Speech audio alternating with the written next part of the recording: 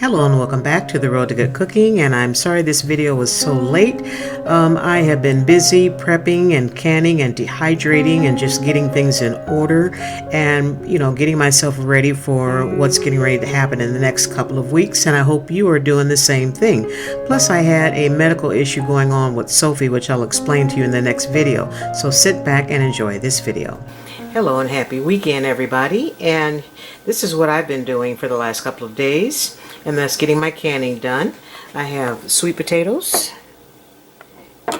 pineapple, Sophie's carrots, and I tell you what, if you guys aren't using Forjars lids, you're missing out on life, because those things never ever let me down.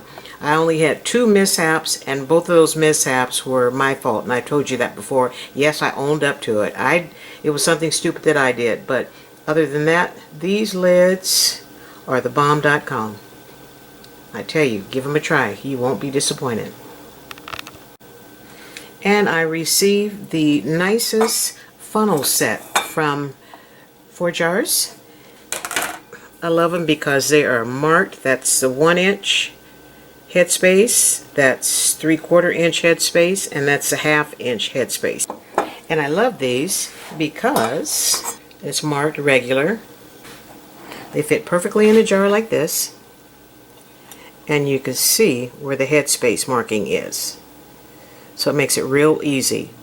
So that's the 1-inch, 3/4 inch, and the 1/2 inch, and it's just perfect. And then this one is for the wide mouth jars, and they're beautifully marked. There's stainless steel, which is next level to me, because everything in my kitchen is stainless steel. And it came with this wonderful strainer with a little handle so you can hang it up like so. You can always know where it is.